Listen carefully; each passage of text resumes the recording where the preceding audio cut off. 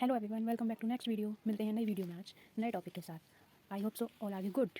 जी, आज का हमारा टॉपिक है राष्ट्र निर्माण की प्रमुख 3 चुनौतियाँ। जब राष्ट्र निर्माण करने की बात आई तो उसमें प्रमुख 3 चुनौतियाँ कौन सी थी? जो सबसे पहली चुनौती भारत के एकीकरण की थी। उस समय भारत में विभिन्न प्रकार के समाज थे।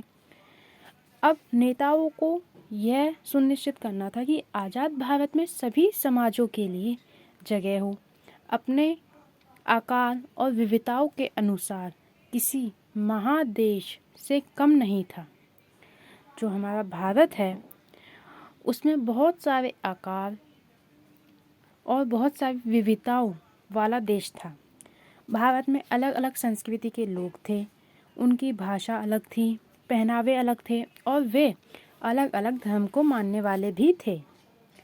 ऐसे में हम सब में सबको लग रहा था कि इनको एकजुट करना नामुमकिन है। ऐसे में भारत के भविष्य पर सवाल उठने शुरू हो गए कि ऐसे हालातों में भारत एक रह भी पाएगा या नहीं। राष्ट्र निर्माण के समय जो भारत के सामने दूसरी चुनौती थी वह चुनौती थी लोकतंत्र स्थापित करना। भारत के सामने दूसरी सबसे बड़ी मुख्य चुनौती लोकतंत्र कायम करने की थी और लोकतंत्र की स्थापना करने के लिए संविधान की आवश्यकता होती है। ये आप पहले ही कक्षाओं में पढ़ चुके हैं। भारत ने संसदीय आधारित प्रतिनिधि मुल्क लोकतंत्र का रास्ता चुना है। इसके अनुसार भारत की राजनीति में सभी छोटी बड़ी पार्टियों के लिए जगह होगी और वे आपस में चुनाव लड़ेंगी और जनता अपने नेता का चुनाव खुद करेगी।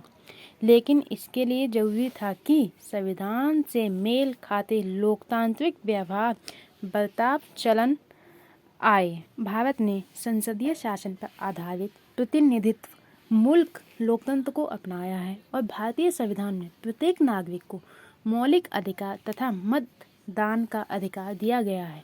जो भी व्यक्ति 18 वर्ष से अधिक उम्र का है वह व्यक्ति मतदान कर सकता है। राष्ट्र निर्माण की जो तीसरी प्रमुख चुनौती थी वह यह थी कि सभी समाजों की भलाई एक समान विकास की थी। एक ऐसा विकास का मॉडल अपनाना जिसमें समाज के सभी वर्गों या तबकों का विकास हो, ना कि कुछ को छोड़कर। इसका मतलब था कि सरकार को ऐसे प्लान तैयार करना था जिसमें हर जाति समाज के हित शामिल हों और सामाजिक रूप से वंचित तबकों या वर्गों तथा धार्मिक सांस्कृतिक अल्पसंख्यकों को विशेष सुरक्षा दी जाए।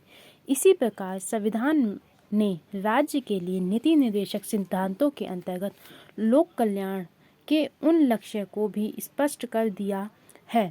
ऐसे विकास जिसमें संपूर्ण समाज का कल्याण हो, ना कि किसी एक वर्ग का, अर्थात सभी के साथ समानता का व्यवहार किया जाए और जो सामाजिक रूप से वंचित वर्ग हैं तथा धार्मिक सांस्कृतिक अल्पसंख्यक समुदायों को विशेष सुरक्षा दी जाए।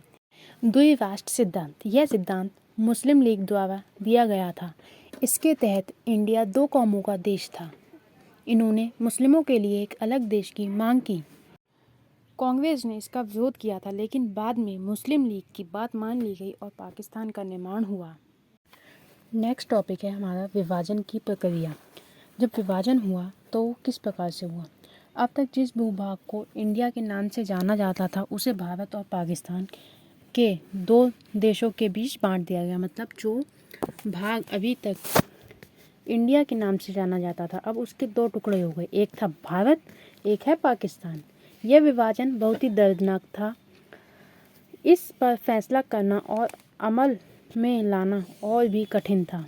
तय किया गया कि धार्मिक बहुसंख्या को विभाजन का आधार बनाया जाएगा। इसके मायने यह थे कि जिन इलाकों में मुसलमान की संख्या ज़्यादा होगी उन इलाकों को पाकिस्तान में शामिल किया जाएगा और शेष भाग, बचा हुआ भाग भारत कहलाएगा। यह बात थोड़ी आसान जान पड़ती है, लेकिन असल में इसमें कई प्रकार की दिक्कतें। पहली बात तो यह कि ब्रिटिश इंडिया में कोई एक भी इलाका ऐसा नहीं था जिसमें मुसलमान बहुसंख्यक ना हों। ऐसे 2 इलाके थे जहां मुसलमानों की आबादी ज़्यादा थी। एक इलाका पश्चिम में था तो दूसरा इलाका पूर्व में। ऐसा कोई तरीका नहीं था कि इन दोनों इलाकों को जोड़कर एक जगह कर दिया जाए। इसे देखते हुए फैसला हुआ कि पाकिस्तान में दो इलाके शामिल होंगे, यानी पश्चिम पाकिस्तान और पूर्वी पाकिस्तान, तथा इनके बीच में भारतीय भूभाग का एक बड़ा विस्तार रहेगा। तथा जो पूर्वी पाकिस्तान है उसे आज बांग्लादेश का नाम दे दिया गया है। इसे 1971 में एक अलग देश के नाम से घोषित कर दिया गया, जो है बांग्लादेश। विभाजन के समय दूसरी बात यह थी कि मुस्लिम बहुल हर इलाका पाकिस्तान में जाने को राजी नहीं हो रहा था। खान अब्दुल गफर खान पश्चिमोत्तर सीमा प्रांत के निर्वादित नेता थे। उनकी प्रसिद्ध सीमात गांधी के रूप में थी और वे द्विराष्ट्र सिद्धांत के एकदम खिलाफ थे। सहयोग में से उनकी आवाज़ की अनदेखी की गई और पश्चिमोत्तर सीमा प्रांत को पाकिस्तान में शामिल मान लिया गया। विभाजन के समय तीसरी समस्या और भी विकट थी। ब्रिटिश इंडिया के मुस्लिम बहुत प्रांत पंजाब और बंगाल में अनेक हिस्से बहुसंख्यक गैर मुस्लिम आबादी वाले थे। ऐसे में फैसला हुआ कि इन दोनों प्रांतों में भी बंटवारा धार्मिक बहुसंख्यकों के आधार पर होगा और इसमें जिले अथवा उससे निचले स्तर के प्रशासनिक इलाके को आधार माना जाएगा। 14-15 अगस्त 1947 की मध्य रात्रि तक यह फैसला नहीं हो पाया। इसका मतलब यह हुआ कि आज़ादी के दिन तक अनेक लोगों को यह पता नहीं था कि वे भारत में हैं या पाकिस्तान में। पंजाब और बंगाल का बंटवारा विभाजन की सबसे बड़ी त्रासदी साबित हुई। विभाजन की चौथी और सबसे अबूझ कठिनाई अल्पसंख्यकों की थी। सीमा के दोनों तरफ अल्पसंख्यक थे। जो इलाके अब पाकिस्तान में हैं वहाँ लाखों की संख्या में हिंदू और सिख आबादी थी। ठीक इसी तरह पंजाब और बंगाल के भारतीय भूभाग में भी लाखों की संख्या में मुस्लिम आबादी थी। दिल्ली और उसके आसपास के इलाकों में भी मुसलमानों की एक बड़ी आबादी थी। ये सब लोग एक तरह से सासत में थे। इन लोगों ने पाया कि हम तो अपने ही घर में विदेशी बन गए हैं। जिस ज़मीन पर वे और उनके पुरखे सदियों से आबाद रहे, उसी ज़मीन पर वे विदेशी बनकर रह गए हैं। जैसे ही यह बात साफ हुई कि देश का बंटवारा होने वाला है, वैसे ही दोनों तरफ के अल्पसंख्यकों पर हमले होने लगे। कोई भी इस बात का अनुमान नहीं लगा सका था कि यह समस्या विकट रूप धारण करने जा रही है। इस कठिनाई से उबरने के लिए किसी के पास कोई भी योजना नहीं थी। शुरू में लोग बाग और नेता यही मानकर चल रहे थे कि हिंसा की घटनाएं अस्थायी और जल्द ही इनको काबू में कर लिया जाएगा, परंतु यह जल्द ही बड़ी हिंसा में बदल गई। दोनों तरफ के अल्पसंख्यकों के पास एकमात्र रास्ता यही बचा था कि वे अपने घरों को छोड़ दें। कई बार तो उन्हें ऐसा चंद घंटों की मोहलत के भीतर करना पड़ा। अगला टॉपिक है हमारा विभाजन के परिणाम। जब विभाजन हो गया तो उसके परिणाम क्या रहे। सन 1947 में बड़े पैमाने पर एक जगह की आबादी दूसरी जगह जाने को मजबूर हुई थी। आबादी का यह स्थानांतरण आकस्मिक, अनियोजित और त्रासदी से भरा था। मानव इतिहास के अब तक जात सबसे बड़े स्थानांतरणों में से यह एक था। धर्मों के नाम पर एक समुदाय के लोगों ने दूसरे समुदाय के लोगों को बेरहमी से मारा। लाहौर, अमृतसर और कलकत्ता जैसे शहर सांप्रदायिक आंकड़े में तब्दील हो गए।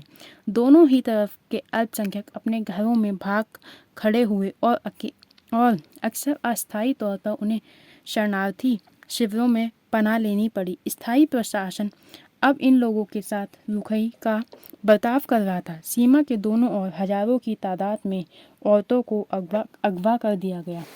उन्हें जबरन शादी करनी पड़ी और अगवा करने वालों का धर्म भी अपनाना पड़ा। कई मामलों में यह भी हुआ कि खुद परिवार के लोगों ने अपने कुल की इज्जत बचाने के नाम पर घर की बहू बेटियों को मार डाला।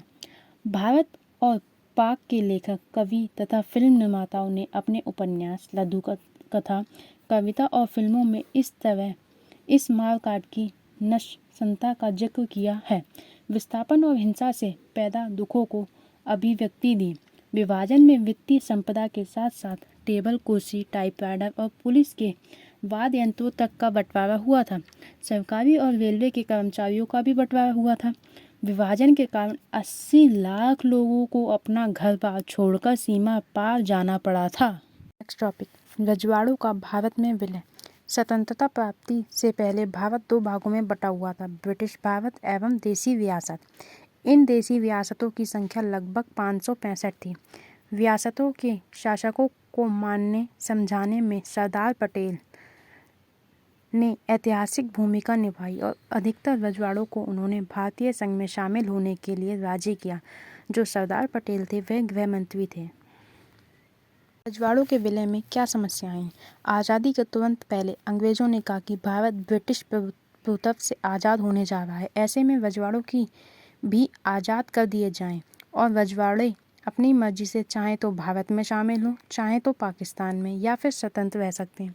यह फैसला राजा को करना था, जनता की इसमें कुछ नहीं चलनी थी। ऐसे में देश की एकता और अखंडता को खतरा मंडरा रहा था। अगर रजवाड़े अलग होने की मांग करते तो ना जाने देश के कितने टुकड़े हो जाते।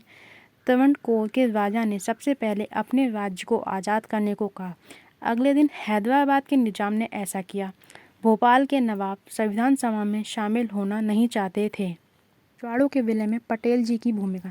भारत देश के छोटे बड़े टुकड़ों हो जाने की संभावना बनी। ऐसे में सरकार ने कठोर फैसला लिया। मुस्लिम लीग ने इसका विरोध किया। लोगों का कहना था कि रजवाड़ों को उनकी मन मर्जी का फैसला लेने के लिए छोड़ दिया जाए, पर सरदार वल्लभ भाई पटेल ने अपनी चतुराई और सूझबूझ से रजवाड़ों को भारतीय संघ में शामिल कर ली। रियासतों के बारे में कुछ महत्वपूर्ण बातें। अधिकतर रजवाड़ों के लोग भारतीय संघ में शामिल होना चाहते थे।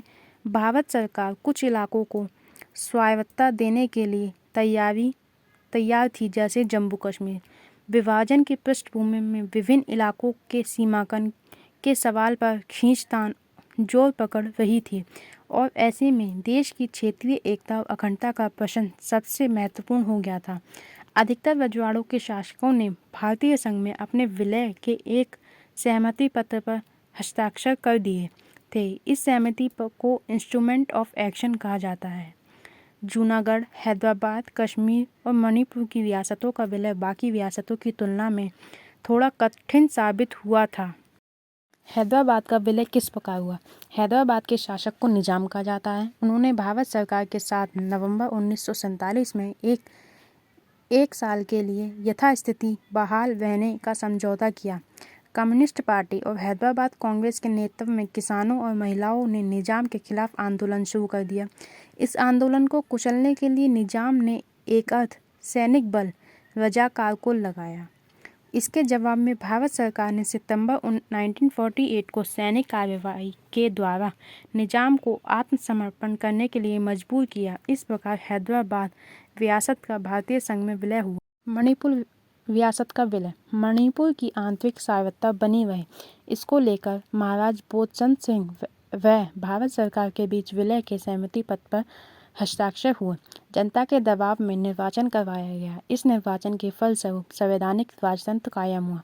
मणिपुर भारत का पहला भाग था जहां सार्वभौमिक वयस्क मताधिकार के सिद्धांत को अपनाकर जून 1948 में चुनाव हुए। राज्य पुनर्गठन आयोग क्या है? औपनिवेशिक शासन के समय प्रांतों का गठन प्रशासनिक सुविधा के अनुसार किया गया था, लेकिन स्वतंत्र भारत में भाषाई और संस्कृत बहुलता के आधार पर राज्यों के गठन की मांग हुई। भाषा के आधार पर प्रांतों के गठन का राजनीतिक मुद्दा कांग्रेस के नागपुर अधिवेशन 1920 में पहली बार शामिल किया गया। आंध्र प्रदेश राज्य का निर्माण। तेलुगु भाषी लोगों ने मांग की कि मद्रास प्रांत के तेलुगु भाषी इलाकों को अलग करके एक नया राज्य आंध्र प्रदेश बनाया जाए। आंदोलन के दौरान कांग्रेस के एक वरिष्ठ नेता श्री रामुलु की लगभग 56 दिनों की भूख हड़ताल के बाद मृत्यु हो गई। इसके कारण सरकार को दिसंबर 1952 में आंध्र प्रदेश नाम से एक अलग राज्य बनाने की घोषणा करनी पड़ी। इस प्रकार आंध्र प्रदेश भाषा के आधार पर गठित पहला राज्य बना। पुनर्गठन आयोग का गठन कब हुआ? 1953 में केंद्र सरकार ने उच्चतम न्यायालय के भूतपूर्व न्यायाधीश फजल अली की अध्यक्षता में 3 सदस्यीय राज्य पुनर्गठन आयोग का गठन किया। आयोग की मुख्य सिफारिशें क्या थीं? त्रिस्तरीय राज्य प्रणाली को समाप्त किया जाए। केवल 3 केंद्र शासित क्षेत्रों अंडमान निकोबार, दिल्ली, मणिपुर को छोड़कर बाकी के केंद्र शासित क्षेत्रों को उनके नज़दीकी राज्यों में मिला दिया जाए। राज्यों की सीमा का निर्धारण वहाँ पर बोली जाने वाली भाषा होनी चाहिए। परिणाम क्या निकले इसके? इस आयोग ने अपनी रिपोर्ट 1955 में प्रस्तुत की तथा इसके आधार पर संसद में राज्य पुनर्गठन आयोग अधिनियम 1956 पारित किया गया। देश को 14 राज्यों व 6 संघ शासित क्षेत्र में बांट दिया गया। संघ शासित क्षेत्र जो बाद में राज्य बने, मिजोरम, मणिपुर, त्रिपुरा, गोवा। इसी के साथ ही हमारा चैप्टर ख़त्म होता है। मिलते हैं नेक्स्ट वीडियो में। Stay connected. Thank you so much.